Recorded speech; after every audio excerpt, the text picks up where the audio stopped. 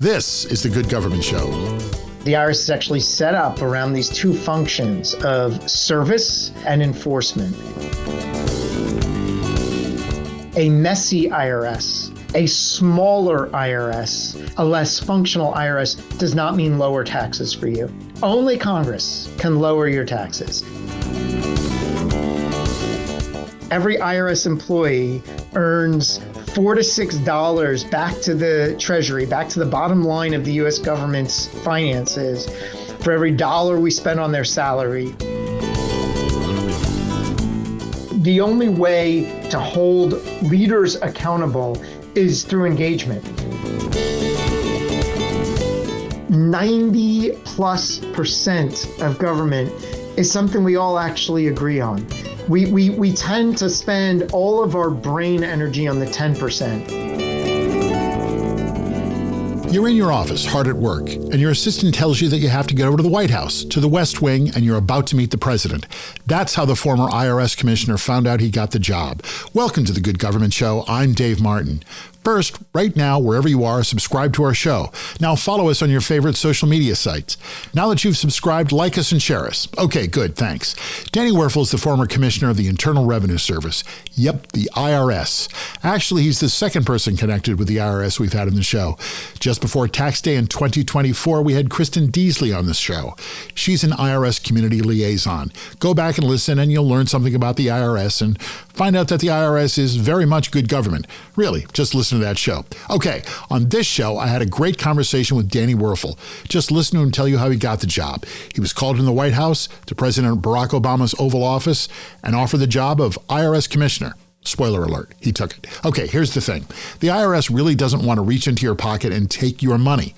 As Danny Werfel will tell you, what he does want is a strong, well-managed IRS that helps people and responds to what people need. Well, enough introduction. I had a really great conversation about the IRS. I learned a few things and about good government and where we are in America.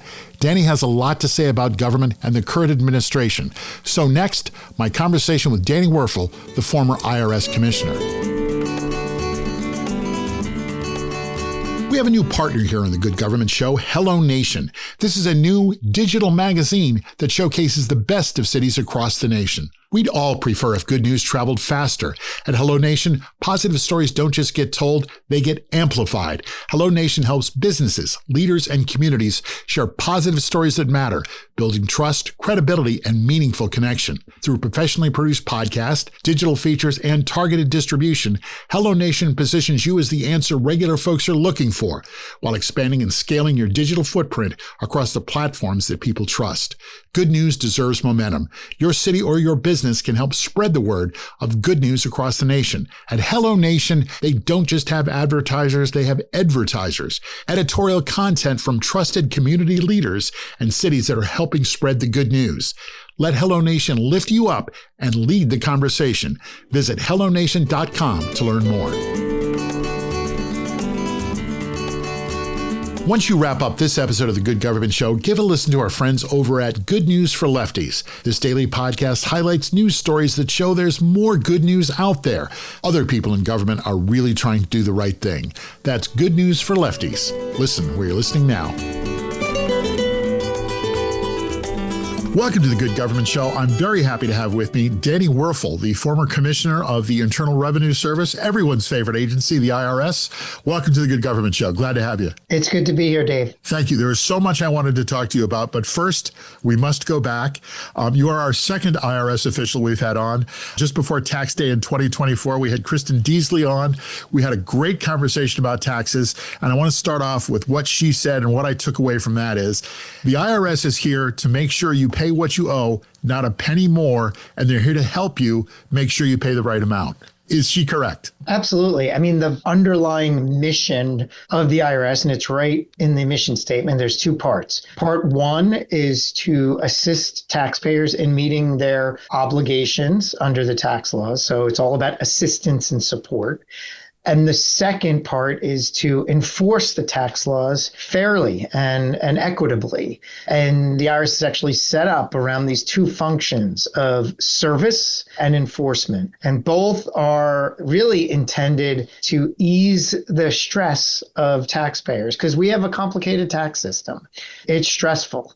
I'm a taxpayer. I go through the process and you do your own taxes. I don't comment on how I do my taxes. Okay. But I will say that I've done it all. Okay. I have sampled the entire menu of how to do your taxes on my own. Fair enough. With software. I've tried the accountant route out. I've done it all. And I think that's an important part of how the IRS serves taxpayers effectively is they keep a menu of options available and support a menu of options that taxpayers can have, all with the design of you find the right filing method for you. And it should be as easy as it can be, or as least burdensome as it can be, given the backdrop here, which is it's a complicated set of tax laws that we have in this country. When you told people you worked at the IRS, what was the reaction you got? It was never a hug, per se.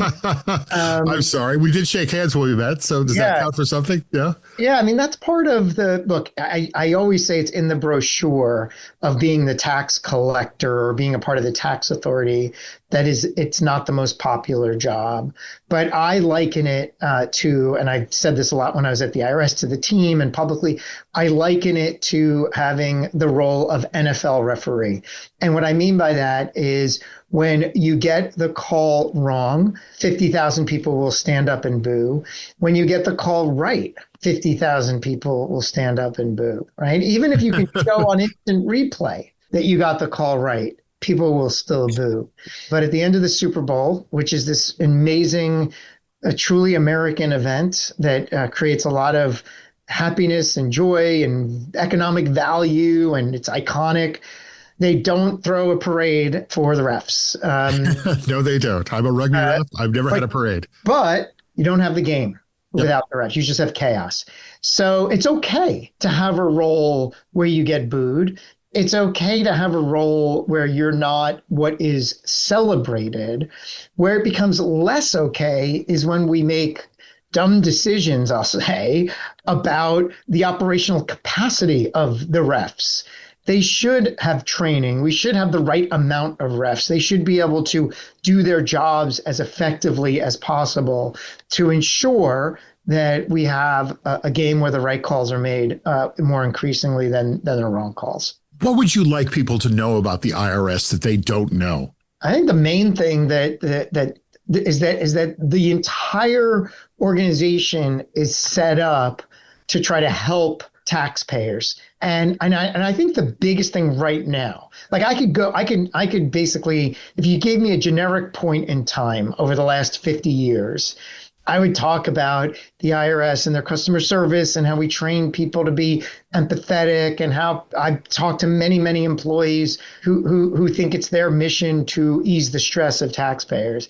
But today, right now, I think the biggest thing that I want to share with people is that a messy IRS, a smaller IRS, a less functional IRS does not mean lower taxes for you. Only Congress can lower your taxes. What a messy, dysfunctional, less capable IRS means is two things. One, they're going to be more difficult to get to when you need them to resolve a mistake or an issue that inevitably happens in a complex tax system. And the other means that if you play by the rules, you're going to shoulder more of the burden of paying for our government than those that don't play by the rules. Those are the two implications of a messy, underinvested IRS with limited capacity. Is that where we are now with the IRS? Well, I mean, look, there's been a lot of the funds have been taken away, the new funds that were awarded under the Inflation Reduction Act. There's been steep cuts to the staff.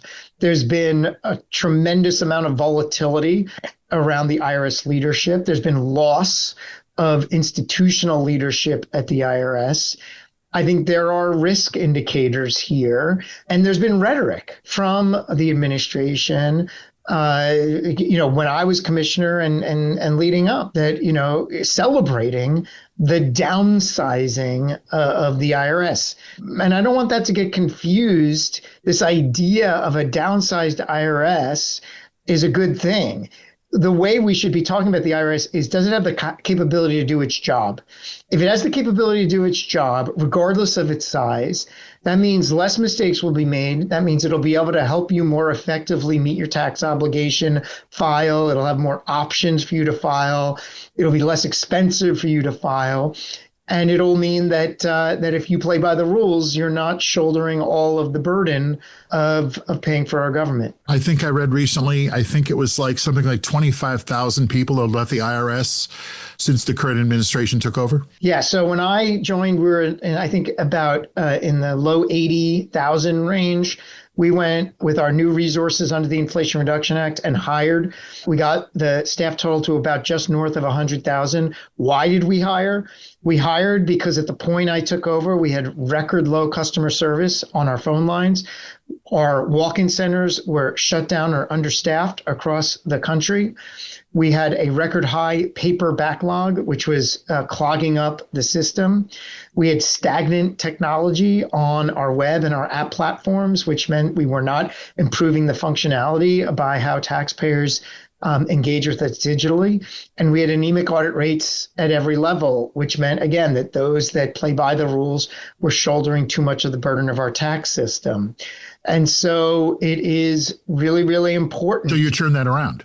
We did. We absolutely turned that around by doing two things, by hiring people and technology. The reason why I think it's important to talk about people and technology is because it's easy to think, as we begin this AI revolution that we're on, that you can do a lot of things without people. The reality is that our tax system is so large and so complicated that you need both. And Dave, I want to tell a quick story. Sure. I also think this is important to understand when people say, gosh, the IRS has had 100,000 people. When you were there, that seems like way too many. It's not. And here's the story that amplifies that. On April 13th, 2024, 2 days before the filing deadline of April 15th, we had sufficient funding at the IRS to open up walk-in centers on a Saturday around the country to offer last-minute support for anyone who needed it. Typically, we go by appointment. A lot of people can't make appointments during the week because they're working. Sure. So we opened up our offices periodically throughout filing season on a Saturday, and this was one of the Saturdays that we chose. Here, it's not an appointment. It's first come, first serve. Now, on a good day where you have fully staffed, picture an IRS walk-in center kind of like a Department of Motor Vehicles. You can serve about 300 people between 9 a.m. and 4 p.m. In many locations, we had 1,500 people online by 5 a.m. Wow. So that means that hours before we were even set to open, we have to turn away 1,200 people who won't even get in.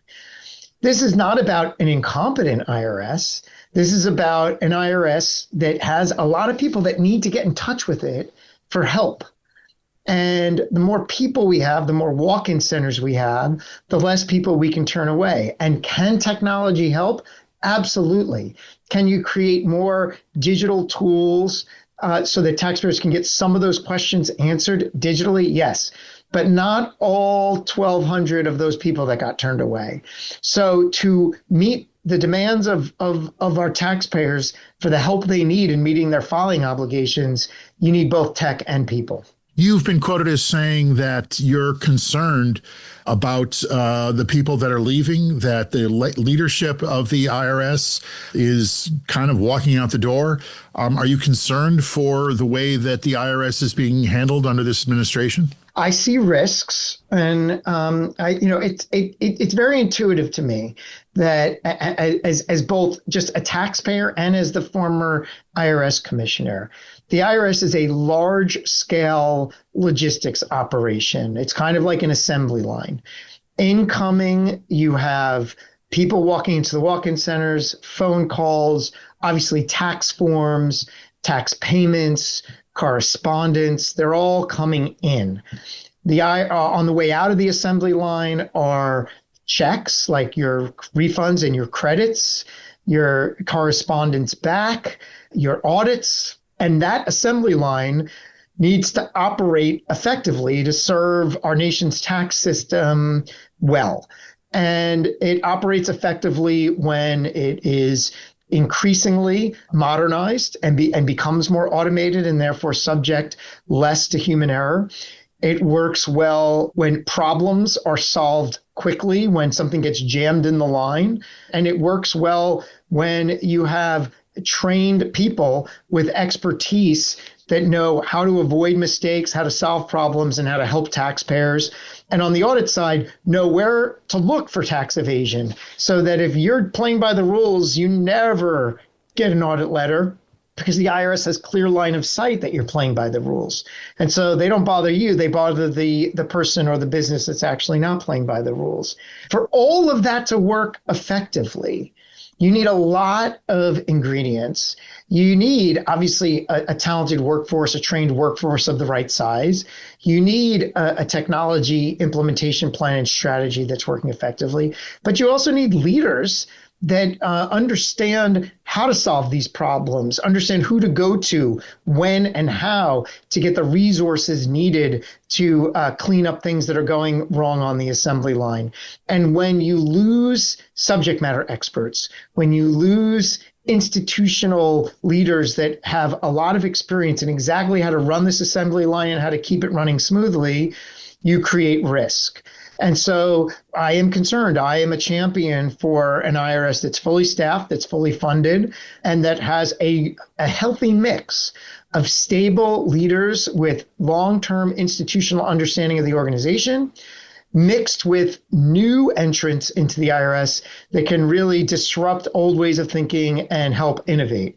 That is what I tried to bring to the IRS when I was commissioner. My concern now is the blend, that healthy mix of new and established feels out of kilter to me. But like everyone else, I'm monitoring. I think my biggest concern, Dave, right now that I've articulated is that I really think a plan needs to be produced on how the IRS is going to modernize going forward to meet the critical mission of the IRS. I've heard at a high level a discussion of how all these staff cuts and these downsizing will be replaced by technology so that the IRS can still do its job, still collect the taxes, still have good customer service, still protect the privacy of taxpayer data. They're going to do it with technology instead of the larger staff size that we had. And my attitude is if that can be achieved, that's great. What's the plan? And right now we don't have the plan of what's going to be modernized by when and with what budget resources to make that statement, that vision of a smaller, more tech-enabled IRS a reality. There was some talk, a while back. It seems to have died down a little bit now. Perhaps not. At one point, there was a move to hire a lot of new inspectors to go after people who weren't paying their taxes properly. And as I understand it, those have all either not been hired or been eliminated. What does that mean? Yeah, we had new funds under the Inflation Reduction Act. By the way, those new funds were expected according to the budget scorekeepers on Congress. Called the Congressional Budget Office is an entity in the legislative branch that essentially tracks our budget deficit. Are we growing that deficit or are we shrinking it? And when you add capacity to the IRS, people capacity, these scorekeepers say you reduce the deficit because every IRS employee earns $4 to $6 back to the Treasury, back to the bottom line of the U.S. government's finances. For every dollar we spend on their salary, they earn $4 to $6 in return. And so when you downsize from that, you lose that revenue, especially, and if you want to argue that you can replace that with technology, again, I go back to that may be possible, but show me the plan. So I have stated that, when you lose those people, when you lose those subject matter experts, you risk growing our tax gap. What's our tax gap? It's the difference between what is owed and what is paid. That currently sits at $700 billion a year. That is uncollected tax. $700 billion is uncollected. Yeah, uncollected each year. And it's the difference between what is owed and what is paid. And the idea is to shrink that. Again, that's a lot of money. That's, that's a lot of money. That's like virtually the whole Defense Department budget, right? Could be funded just based on not a single increase to anyone's taxes, just collecting what has already been assessed by Congress as the right tax. And so this is a real game changer if we can do a lot better in terms of preserving our financial strength and our financial fidelity as a government, as a nation, if we, again, not new taxes, but ensure, as your previous guest so aptly put it, collect what is owed and not a penny more. Do people get more back in government services than they pay in taxes? They absolutely do. And we can do a whole separate podcast on this. Look, we have a great country, a really great country, where a lot of what makes, and it's very imperfect too, and the government's imperfect.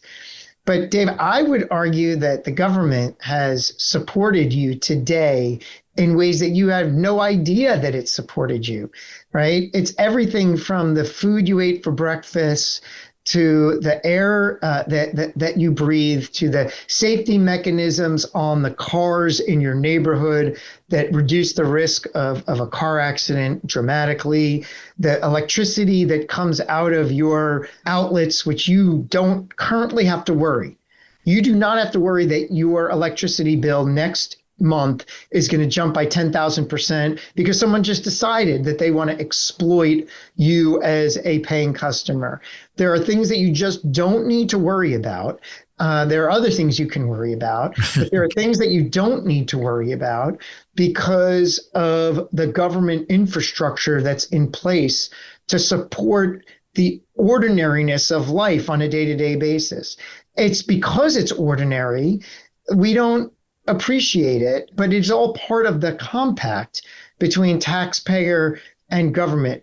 I was once asked, Dave, on a podcast, what is the role of government?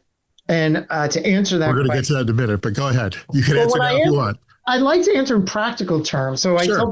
I tell people to picture the frontier, the Wild West, and how life existed back then, right? It was vigilante justice. It was no roads. It was very uncertain in terms of starting a business. There's a lot of bribes that would happen in terms of how to make sure that your family could be safe. And it was lawless. There was no law. There lawlessness, right? Right. On the East Coast, where there was government, skyscrapers started to grow, and industry and plumbing and an electricity grid and protections, and the American dream could be achieved. You could start a small business and you didn't have to worry about bribes. And you did sometimes, but the idea was the government was there to help prevent that. And so all of that leads to where we are today. And I know life isn't perfect, and I know people are rightfully frustrated with a government that can often not be as responsive as you want it to be. But everything from the minuscule probability that you're going to get food poisoning today or something worse, and the absolutely minuscule probability of there being a plane crash if you were to fly, all of that is driven by government. There's a professor at Yale who I got to meet who starts her lectures with telling the students that they got to that class today alive in large measure because of government. And she can show mortality rates based on different issues that used to, like if you go back to the 50s, the 60s, the 70s, and the 80s, and you look at why people died, and you see that those numbers are decreasing. Each decade they decrease. And her research points to a government intervention that was the causal effect of that decrease. So yeah, you definitely get your money's worth. All right. Well, you are certainly a good government advocate, and we're glad to have you here on the Good Government Show. I just want to ask you, I'm looking at your resume here. You were in the Department of Justice. You worked at the U.S. Office of Management and Budget. And how did you wind up in the IRS? Well, that's over 30 years of public service, yes? Yeah. So in 2013, I was serving as the acting deputy director of OMB. I was a presidential appointee, Senate confirmed official at the White House Budget Office in the Obama administration. Joe Biden was vice president at that time, as you all know. And the IRS, which wasn't on my radar screen as a place to work at that moment, had a crisis. There was a scandal associated with the review of organizations for tax-exempt status and an allegation, a report, a finding from the Inspector General that the IRS was scrutinizing conservative organizations for tax-exempt status in a more deliberate and aggressive way than they were scrutinizing less conservative organizations. This was a big scandal, and it led to the resignation of many IRS leaders, including the very top of the organization. And President Obama called me in and asked me to leave my post at OMB and go be the acting commissioner of the IRS to help steward that the agency at that time through this crisis. And when the president asks you to do that, you have to say yes, don't you? Yeah. So yes, of course. So that was my first entree. And even though what's it like to get called into the White House and say, hey, I want you to do this job? It's humbling. It's inspiring. It's why it's kind of like, was it a surprise or did you see it coming? It's no different it's on a level, at least it's my version of getting called out of the bullpen in the ninth inning of the World Series in Game 7. That's what it feels like. It feels like you've been training for this and the leader has the confidence that you can handle this high stakes moment. And so it is tremendously humbling and rewarding, but also when you go and you get on that mound, the lights are as bright as you can imagine and the pressure is high and everyone's watching your every move. And for me, this meant in that moment, TV cameras at my house and the featured person on Fox News every night as not the most popular person in the world, even though I wasn't there during the scandal. But of course, now I was being accused of not being, of covering things up, even though I was all about my true north, which was to allow the Inspector General, the Justice Department, and the congressional investigators to get to the bottom of the issue and to figure out exactly what happened and to hold people accountable as appropriate. And as importantly, make sure we still did our job in running the nation's tax system while we were getting ourselves resettled after this very challenging moment and crisis for the organization. So that was my first foray into the IRS, and I was blown away by what I found when I got there in terms of a workforce that was completely committed to good government, to good tax administration. They cared so deeply about the mission of the organization. It inspired me. And I was really, really fortunate, Dave, to have this unique experience of walking out of the commissioner's office on my last day in the Obama administration, and then almost 10 years to the day walking back into the same office as IRS commissioner in the Biden administration. And in the 10 years in between, to grow as a person, to grow as a leader, to reflect on what I could have done better or differently during my government career, during my first stint as commissioner. Not many people get a second shot, and I had that second shot, and I was really appreciative of that. If you could be, would you still be working for the IRS and still working in government and still being commissioner? Yeah, my term was supposed to run through November of 2027. Right after the election of Donald Trump, I got asked by Secretary Yellen if I was willing to stay on. I said, absolutely, I'm ready to finish my term. And we started a process at that point to engage the incoming Trump team to remind them that my term is statutory, remind them that IRS commissioners serve across administrations, regardless of who's president. But those efforts fell up short. And then president nominated someone else to be IRS commissioner in December, signaling the administration's decision to go in a different direction. Okay. But over 30 years in public service, is that where you should be? Is that where you should be? I mean, do you feel like, public service was your true calling? It's home. I will say that. Yeah. I mean, government is where I grew up. It's my passion. And my approach in everything that I do, David, is that I don't believe I have the monopoly on the right answer. I am constantly on a learning curve. If I were to return to government, I wouldn't show up and say, now I'm going to show everyone how it's done.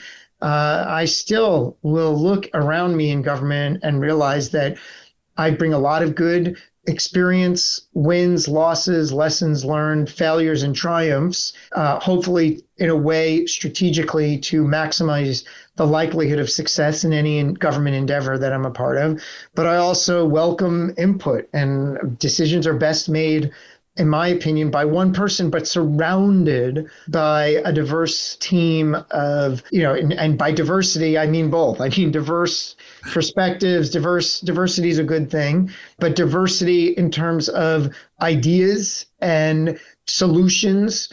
And then you pick what I call the least imperfect of all the imperfect options. That's one of my favorite phrases, because when you're sitting there trying to figure out what to do to solve a problem or to move something forward, you realize there's no perfect paths, only imperfect paths. Your job as a leader in public sector, and this is true in any sector, is to pick the best of the imperfect paths. All right. I could talk to you for hours, but I can't. So I'm going to get to our questionnaire because we must. Are you ready? I'm absolutely ready. The Good Government Show is sponsored by Our. That's OUR for Our Community. Get involved. We hear that all the time from government leaders. Our co-brands with your government's name and logo. Your staff and the people you serve are connected and part of your community. From any device, your members provide reliable data and meaningful feedback. Ask a question like, do we want more parkland or better homeless services? More engaged conversations come through the Our app. Visit Ourco, that's OURCO.com, and book a demonstration. After you get done with this episode, hear more good government stories with our friends at How to Really Run a City. Former mayors Kasim Reed of Atlanta and Michael Nutter of Philadelphia, and their co-host, journalist and author Larry Platt, talk with guests and other mayors about how to really get stuff done in cities around the nation. Check them out where you're listening now or through their nonprofit news site, thephiladelphiacitizen.org/podcasts. All right. You've already answered this a different way, but I'm going to ask it a different way. Define good government. What is it? Good government is the following. There's a couple of ingredients. Ingredient one, that the operations are running smoothly, that it's not chaos. It is a well-running ship, whether it's the lines at TSA, whether it is the routine or the surprise food safety inspections, whether it's the air traffic control system. They're running well, and they're running at a reasonable cost, not a perfect cost, because we're not perfect beings or perfect organisms. So ingredients one is that the operations are running smoothly.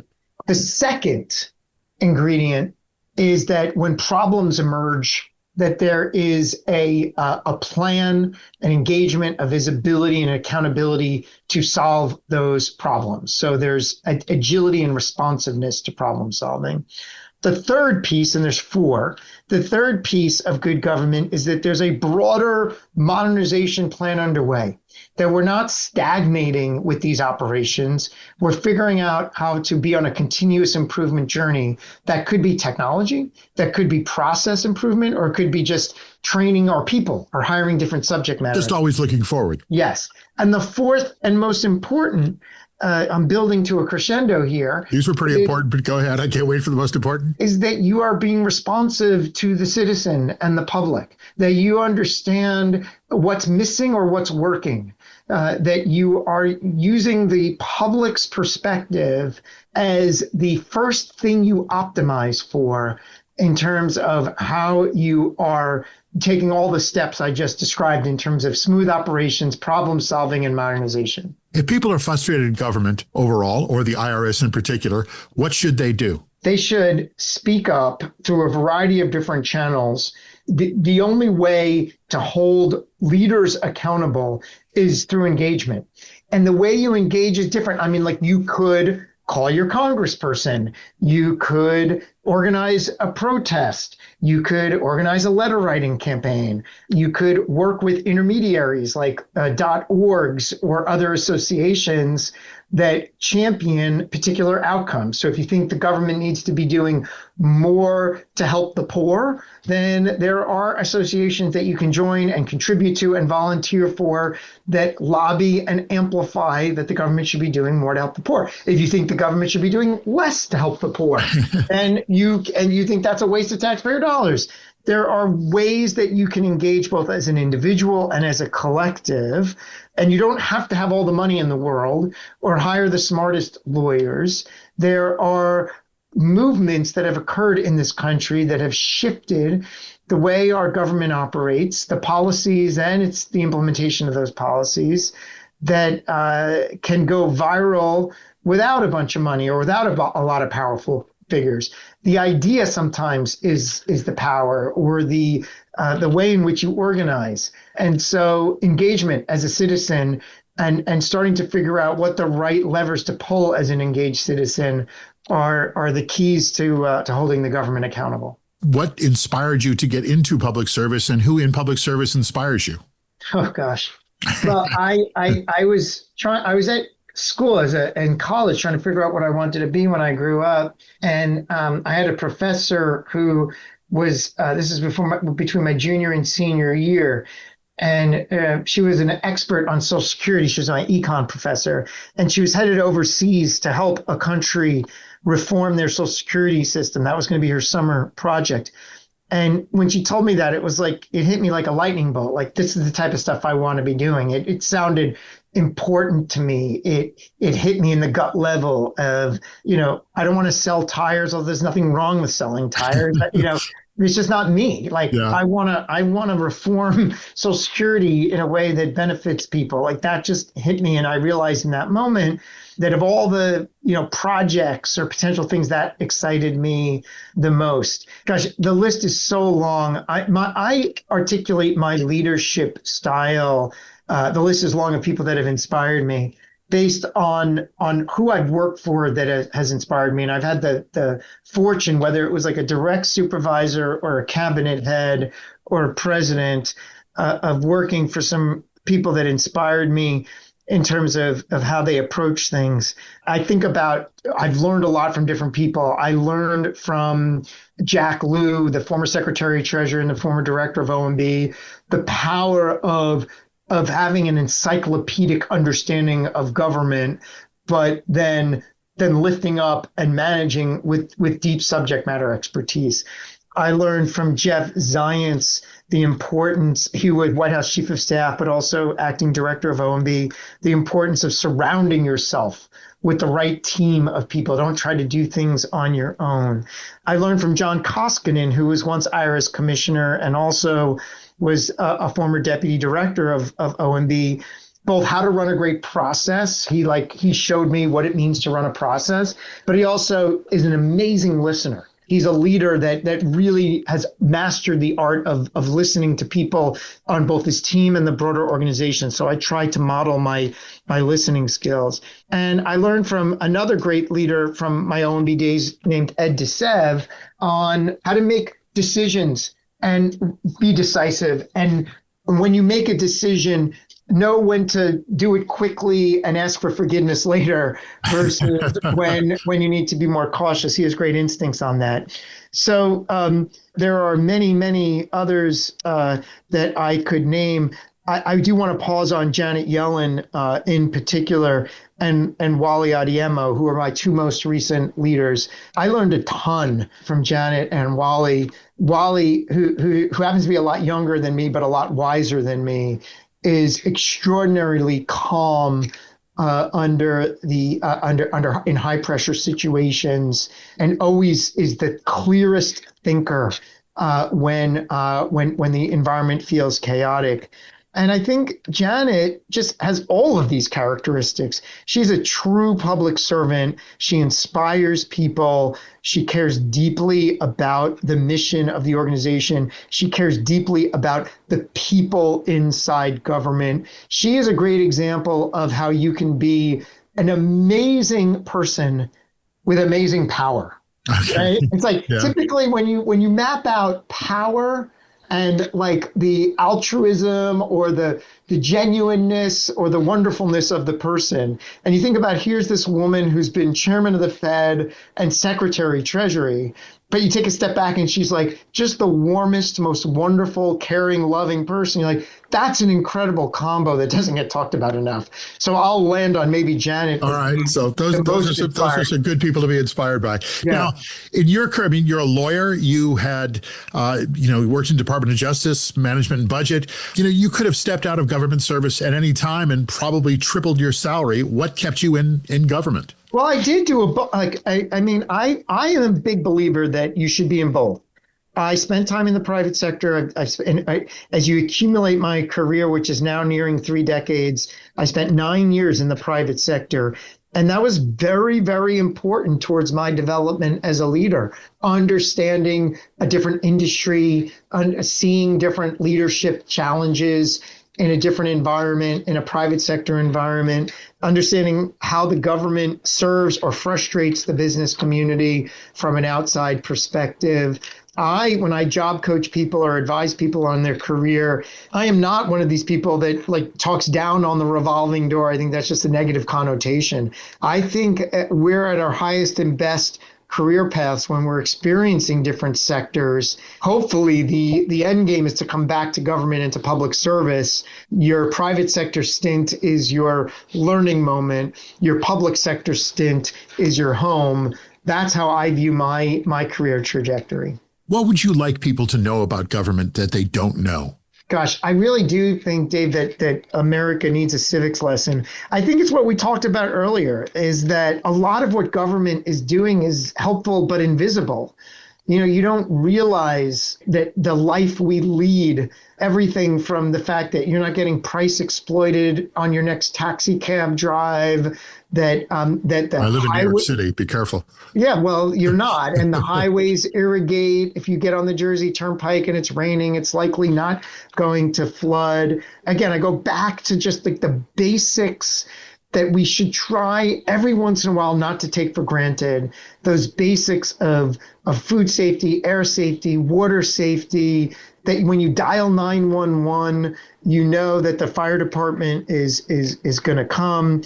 I sometimes, for whatever reason, I often think about the baby Jessica down the well, right? Yeah. And who are you going to call in that moment? It's a moment where the entire country comes together, but it's really about, it starts with, you need the government to come in and help when something like that happens. And the biggest thing I want people to know is that 90+% of government is something we all actually agree on.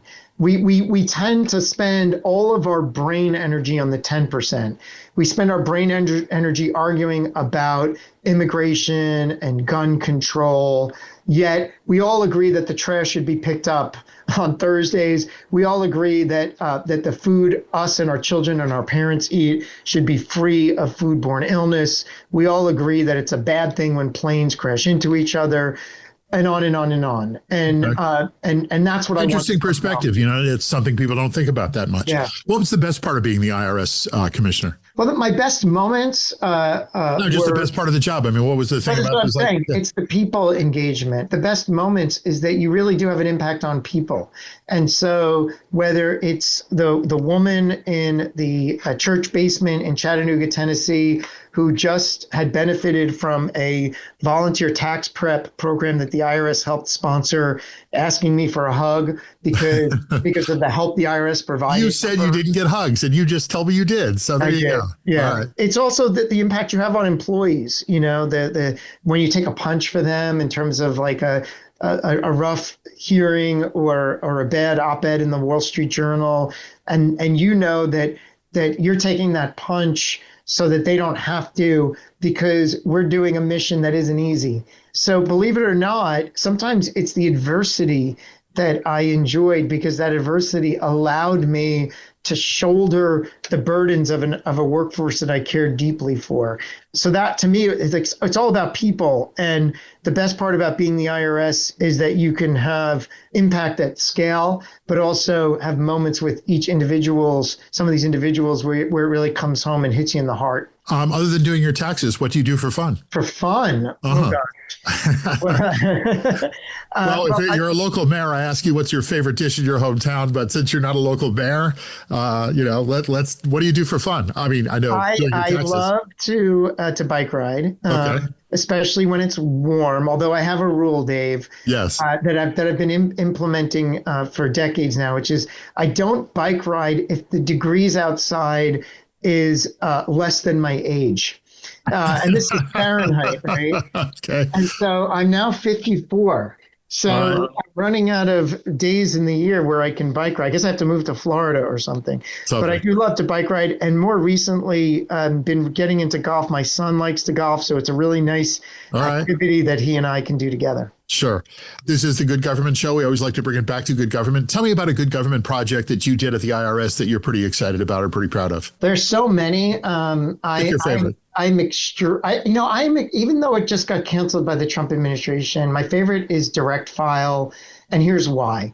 Because there'll be benefit of that. I'm glad you brought this up. This was in my notes. Thank you. Yeah, benefit for years to come. So Direct File was a new program at the IRS where we created a product where taxpayers can come and file online for free.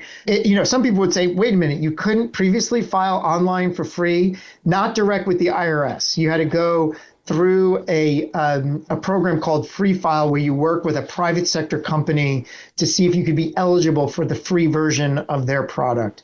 And there were a variety of customer complaints or concerns from taxpayers with the Free File program. It wasn't performing to many people's satisfaction, so we launched one at the IRS. We did it relatively quickly after I got there. And the reason, even though it's been since canceled by the Trump administration, I'm proud of it that it worked very well in the time I was there. But I think it will have a lasting legacy in two critical ways. One, it demonstrated that the IRS can do agile tech, customer-facing tech. It goes back to that definition of good government we talked about earlier on. Right. We were able to put out a high-performing, high-stakes product in short order, and hopefully that's a roadmap for other types of technologies at the IRS and beyond for how to do it. There's a lot of really strong lessons learned that I get asked about a lot. What went right or what didn't go wrong that allowed the Direct File product to launch? The IRS is always thought of as like technologically challenged. Here, we did something really cool and successful. How? So there's lessons learned there.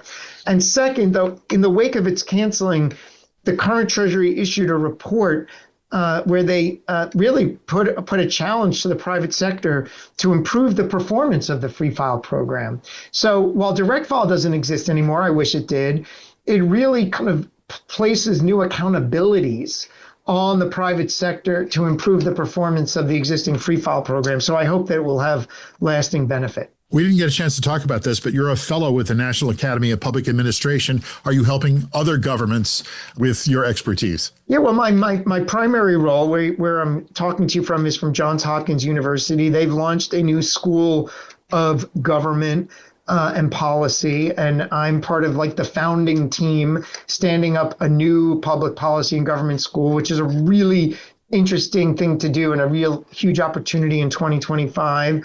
I also have a fellowship at Duke where we're and that project, and there my fellowship is about literacy and civics and how to give America a civics lesson. So we're doing research there. In the meantime, I am doing a lot of speaking publicly and writing on topics ranging from AI and governance. And so, yeah, I'm staying active, but my main seat these days is a .edu versus a .com.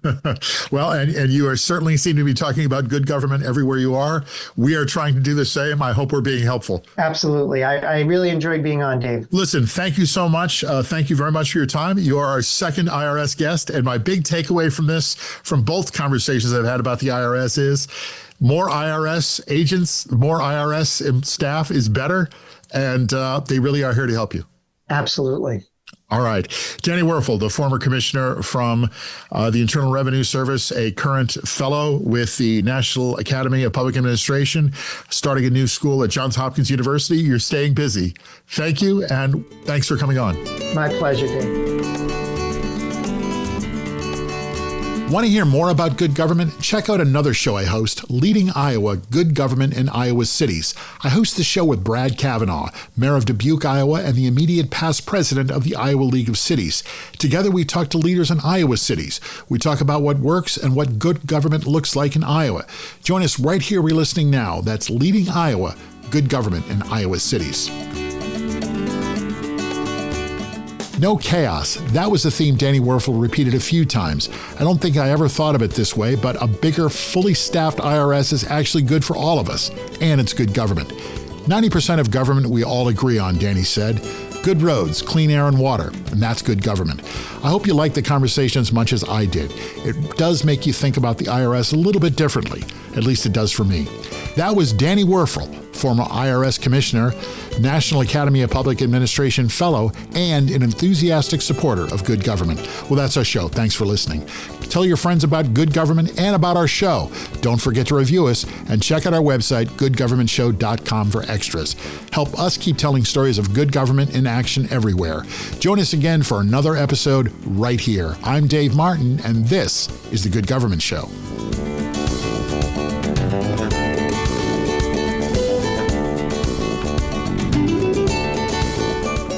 The Good Government Show is a Valley Park production. Jim Ludlow, Dave Martin, that's me, and David Snyder are the executive producers. Our show is edited and produced by Jason Stershic. Please subscribe, then share us, and like us and review us. That's the best way to make sure we're able to keep telling these stories of our government working for all of us. Then listen to the next episode of The Good Government Show.